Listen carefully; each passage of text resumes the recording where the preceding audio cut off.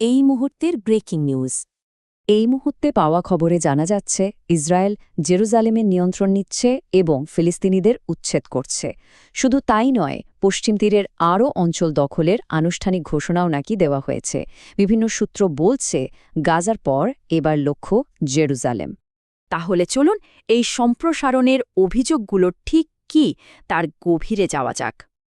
আর এই ঘোষণার পরপরই কিন্তু বিশ্বজুড়ে তীব্র প্রতিক্রিয়া শুরু হয়েছে।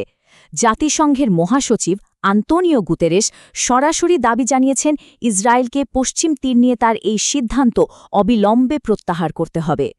এরই মধ্যে সংঘাতের আরেক দিকে হামাসকে নাকি ৬০ দিনের চরম সীমা বেঁধে দেওয়া হয়েছে। হুঁশিয়ারি দেওয়া হয়েছে এই সময়ের মধ্যে আত্মসমর্পণ না করলে গাজায় আবারও ভয়াবহ হামলা চালানো হবে। তো এই পরিস্থিতিতে বিশ্বজুড়ে কূটনৈতিক প্রতিক্রিয়া কেমন আর কি অভিযোগ উঠছে, চলুন সেদিকে নজর দেওয়া যাক। জাতিসংঘ তো বটেই, এর পাশাপাশি অর্গানাইজেশন অব ইসলামিক কোঅপারেশন মানে ওআইসি এবং আরব লীগের মতো বড় আন্তর্জাতিক সংস্থাগুলিও কিন্তু তীব্র নিন্দা জানিয়েছে। তাদের সবার একটাই দাবি, ইসরায়েলকে এই সিদ্ধান্ত থেকে সরে আসতে হবে। এরই মধ্যে কিন্তু সৌদি আরবের পররাষ্ট্রমন্ত্রীর কাছ থেকে একটা গুরুত্বপূর্ণ কূটনৈতিক বার্তা এসেছে। খবরে বলা হচ্ছে, তিনি বলেছেন গাজায় সংঘাতের দ্বিতীয় পর্যায় শেষ হলে দ্বিরাষ্ট্র সমাধান নিয়ে কথা বলার সময় আসবে। তবে একটা সূত্র কিন্তু বেশ গুরুতর একটা অভিযোগ তুলেছে। অভিযোগটা হলো কিছু আরব দেশ নাকি প্রকাশ্যে ইসরায়েলের নিন্দা করছে, অথচ পর্দার আড়ালে তাদের সাথেই ব্যবসা বাণিজ্য এমনকি প্রতিরক্ষা ক্ষেত্রেও সহযোগিতা চালিয়ে যাচ্ছে। একেই বলা হচ্ছে দ্বিচারিতা। মাঠে লড়াইয়ের পাশাপাশি এই সংঘাতের আরও একটা দিক আছে, আর সেটা হলো তথ্য আর প্রযুক্তির যুদ্ধ। একটা সূত্র পশ্চিমা সংবাদ মাধ্যমের বিরুদ্ধে সরাসরি পক্ষপাতের অভিযোগ এনেছে। যেমন ব্লুমবার্গের রিপোর্টিংয়ের দিকে আঙুল তোলা হয়েছে। বলা হচ্ছে রাশিয়া যখন ইউক্রেনের জমি দখল করে তখন সেটাকে বলা হয় অবৈধ দখলদারিত্ব, অথচ ইসরায়েল যখন পশ্চিম তীরে ঠিক একই কাজ করে তখন নাকি লেখা হয় মালিকানার পরিবর্তন। শুধু তাই নয়, রিপোর্টে আরও একটা ভয়ঙ্কর প্রযুক্তির কথা উঠে এসেছে, নাম প্রি স্পিচ টেক। অভিযোগটা কি জানেন? এটা নাকি এমন এক নজরদারি প্রযুক্তি যা আপনার মুখের অভিব্যক্তি আর ঠোঁটের নড়াচড়া দেখেই বলে দিতে পারে আপনি কি বলতে চলেছেন, কথা বলার আগেই।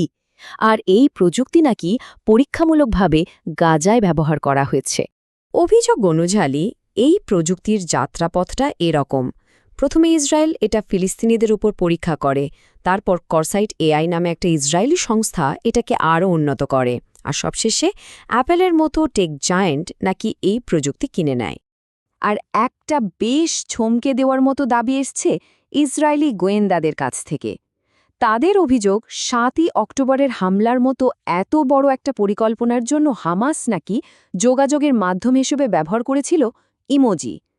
হ্যাঁ, সাধারণ ইমোজি দিয়েই তারা নাকি এক গোপন কোড ল্যাঙ্গুয়েজ তৈরি করেছিল, যাতে কেউ ধরতে না পারে। এবার চলুন দেখি খোদ ইসরায়েলের ভেতরে কি পরিস্থিতি। সেখানেও নাকি বিভাজনের ছবিটা বেশ স্পষ্ট। একটা সূত্র থেকে এক চরমপন্থী মনোভাবের উদাহরণ দেওয়া হয়েছে। বলা হচ্ছে একটা ইসরায়েলি বিয়ের অনুষ্ঠানে নাকি অতিথিরা ফিলিস্তিনিদের লক্ষ্য করে স্লোগান দিচ্ছিল, তোমার গ্রাম পুড়ে ছাই হয়ে যাক। কিন্তু ছবির আরেকটা পিঠও আছে। ঠিক এর উল্টো দিকে কট্টরপন্থী ইহুদিদেরই একটা বড় অংশ কিন্তু খোদ সরকারের বিরুদ্ধেই রাস্তায় নেমেছে। তাদের দাবি, সেনাবাহিনীতে জোর করে যোগ দেওয়ানো চলবে না। তারা বলছে নেতানিয়াহু সরকারের কার্যক্রম তাদের ধর্মবিশ্বাসের বিরোধী। আর অভিযোগ উঠছে এই বিক্ষোভ দমাতে তাদের ওপরও নাকি চালানো হচ্ছে কঠোর দমনপীড়ন।